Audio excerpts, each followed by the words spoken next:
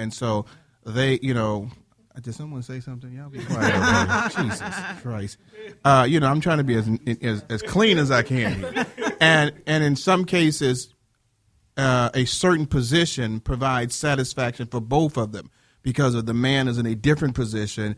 He comes a little bit faster. I don't know if I should say that, but what is a cleaner word than that? He arrived, or he reaches his fulfillment. Forgive me for saying fulfillment much faster than the woman does, and so there may be like one or two positions that they both are able to reach that same fulfillment, but it causes one person to do more work than the other. Now, that individual might get a little bit bored with that, but does it allow that fulfillment to be best for both? Is that something that you would say, okay, change, or it's a problem or something like that? Y'all all are looking at me like this is my story or something like that. Jesus. Every time I'm on the show, I've always got to talk for other people. Y'all talk for yourself. I'm talking for everybody. Because it's true. Men do have a fulfilling, they reach their fulfillment a little bit faster than women. And so if you women don't know that, then, I don't know what to say to you. I don't know. Let me stay clean. What do you do when you're in that one position or one or two positions that does provide more of a benefit for both, but yet it causes one person to do more work? You got to be willing to put in the work. I like because you all are partners. You all are a team, and you have to do what's best for the team. Go team. First. Yeah.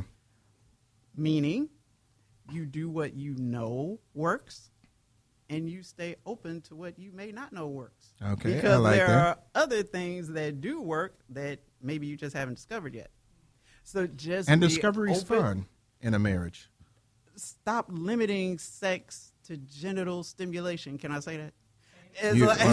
We don't have a 5-second or 7-second thing here. So. All things sexual to genital contact. Our entire bodies are wired for sexual response if we would only take advantage of it. Yeah. I'm going to go to Leslie on the next question, just kind of adding on to that, I don't know what to say. You don't know what to say? I didn't stump Leslie? Finally at a loss. Oh, wow. Well, you will not be on the Let's Stay Together show again. But breaking my heart, Leslie. As a counselor's point of view, if someone, because, and in some cases, the woman, if she's doing more of the work in that situation, it can become boring to her, but it does provide a satisfying relationship for both of them. What would you say to that person who's doing the most work, but yet it's still satisfying for both individuals? Right. Well, I would just to piggyback off what Eden said. I think that, like I said before, women's bodies, we have, our bodies are very interesting, and all women climax. All women, it takes different things to help them climax. And I think it's just important to open up those conversations to talk about, okay, well, we know this is working, but maybe if the woman is feeling like, geez, if we're doing this the same time all the time, maybe I would like a little something different, to have that conversation to talk about what those different things are that she might want to try. And make sure that her partner is open to that, because there's a lot of different things that you can try. Speaking of trying, she wanted to add on something else in there. Just a little, but by way of what I meant by your entire body is wired for sexual response. For instance, many women are orgasmic from nipple stimulation. Other women can be orgasmic through the right kiss. I had a woman talk to me about how much she lost her mind when her husband would literally kiss her down the back of her leg and concentrate behind her knee. She was sensitive there. And what he said. Yeah. But you have to be open to the exploration. You have to be willing to go there. And you can trigger responses that you aren't even aware of, because particularly in this society where porn is usually everybody's primary sex teacher, Porn doesn't teach you that. Right. And yeah. so once you get together with a real person and you're trying to duplicate what you've seen on these screens and it doesn't work, then you get frustrated and think there's something wrong with that person. There's nothing wrong with the person. You just need to open the playground. Yeah. And play on it. And and I love that we're talking about this because, the funny thing to me is that always blows my mind is that married people are so uncomfortable with talking about sex and sex things that you can do. And marriage, sex is for marriage. But people who are not married, they can say everything. They can talk about everything. And we don't necessarily talk about that. Sex was made for married people. Hello? Has she said, is this thing on? It's made for married people. We are supposed to be the ones that are enjoying it and excited about it and discovering things and talking about the joys of having sex. That's one of the things that God has created for us to enjoy. So people who are married, it's all right to talk about having sex. Don't let the world talk about sex more than you because it's created for the covenant of marriage. Okay. Well, I So have. can we agree to that? Because We y'all agree. even looking uncomfortable. She said blah, blah, blah. Okay, well, great. But it was made for that. She's talking about married people. Married people should discover. I mean, hey, I would have never thought about kissing you behind the knee, but hey, tonight I might try. Let's do the knee. Nicole. Yeah, I was just going to say, I think it's funny, too, that you say that because in marriage, it's kind of like they say education is key. But in marriage, you literally should take the time to learn your spouse's body. Yes. It's a playground. It's something, this is literally your territory. So how is it that you don't know what's on your territory? Like for me, it's in terms of doing things that Damon likes, I can do the things he likes because I've taken the time to actually experience his body. So I know what turns him on. I know the things that will get him going. I know how to calm it down. This is the things that you do as a spouse to know how to have a great time. You know what I mean? But you have to spend time learning that person's body where it's kind of like they may not know certain things about their body, but you do know. So it's just certain things how I think that God put it together where it's kind of like if you take the time out, he'll teach you. And that's another thing too.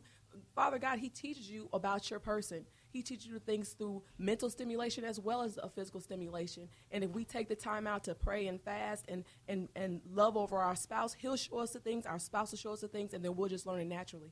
Yeah, and I like that because I think a lot of times we forget that, spiritually, sex is divine and anointed by God, and that it is something that the marriage covenant is supposed to appreciate and enjoy. And a lot of times we kind of forget that, and we're so uncomfortable about talking about sex. Oh, my God, I'm married. We can't talk about that. Well, then that's where the boredom starts and the spices leave. And so what we're trying to do is spice it up again so you understand it's okay. My wife got a hand up like she's still on the show for some reason. But, We're about to spice it up. Okay, spice it up, And the word of girl. the night tonight was piggyback. I done heard that so many times. We're going to piggyback on that. Yeah. So we're going to piggyback on, does kissing ignite the floodgates of sexual arousement? So we have a little project for these couples to do when they go home. It's called Kissology 102. You guys, and all of us as well, we're going to lie still, totally relax, totally naked, while your mate kisses you 100 times all over your naked body. I need that book. Now, you need this book. You need the book. Right. Okay. So we're gonna have fun with that. Now, let's again say your spouse. Your spouse. Let's say this again. Your spouse. We're not talking to you unmarried people. Because they doing it anyway. We still ain't talking to you. We ain't talking to you unmarried people who are sinning out there and having sex. Shame on you. Shame on you. You're supposed to be saving yourself. But we got Tracy. You can't have the book. You ain't married. But again, the exercise you have. You said yes, she can. No, she can't. Well, she just needs something to read here. Okay, man, but she don't need She to be don't reading have anything. a headset on, boo. Okay, wait a minute. I am still the minister here. If I say no, she can't have it. She can't have it. You gonna be on this show. You ain't having no sex book. Thus saith the minister. Okay, y'all. Don't get me started now. I'm still the head minister in charge. You the head minister in Yeah. charge. You gonna kiss me 100 times? Yeah, I'm gonna kiss you, but Tracy ain't kissing nobody. You better be putting that foot Unfortunately, down. you're related, so. Yeah, I'm gonna have Jesus at your house. What you think you're doing? Something. This is still God's world. Come on now, let's go to that next question. Put the thing down, Tracy. Let me see. This could be more of me and you. How can you help empty nesters re-intensify their sex life when the kids are gone? And I have to give the mic back over to you.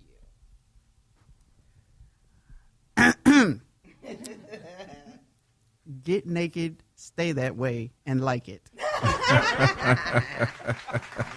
Okay. Run around in all that glory, I see. Okay, then. So anybody else want to hit that question there? Y'all all afraid of the question now. Anybody else want to say anything about that? Come on, Leslie, talk to me somehow. No, I think that this conversation is great because even as a married woman of 10 years and a psychotherapist, I'm learning so much talking to other married couples about things that they do. And I think when you said as married people, we need to be talking about it more. We do need to be talking about it more, so that we can support ourselves in our marriages and we can learn from each other. It's important.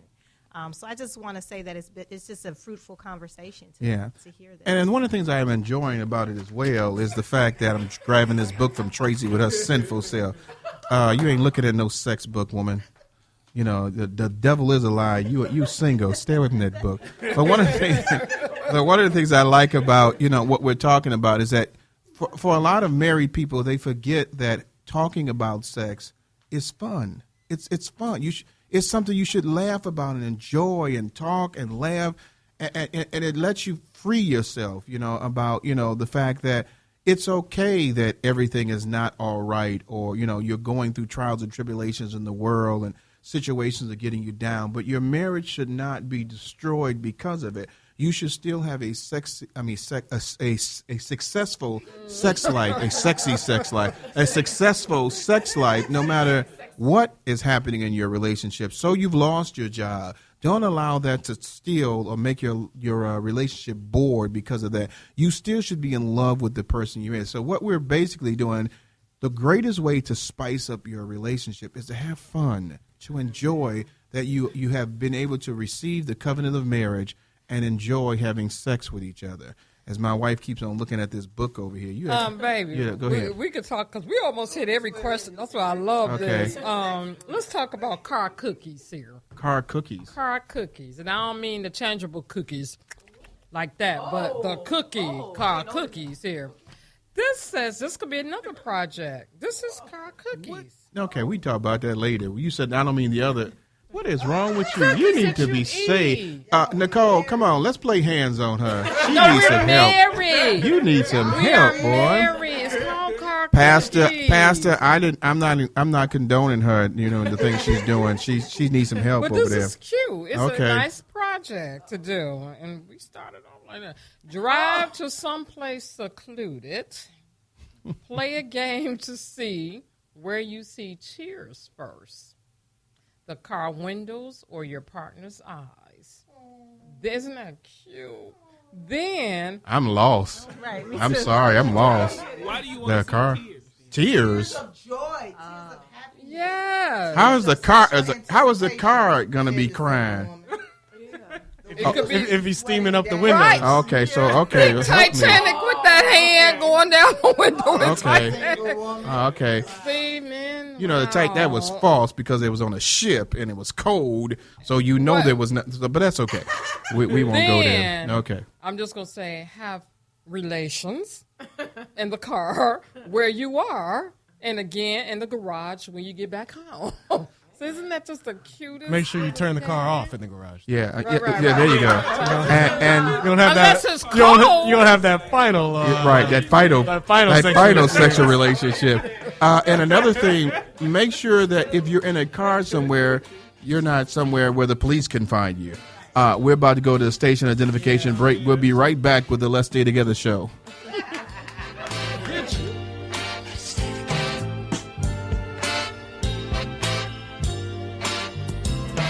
Good evening. This is Brenda McCain from the Let's Stay Together talk show. Here's this week's announcements.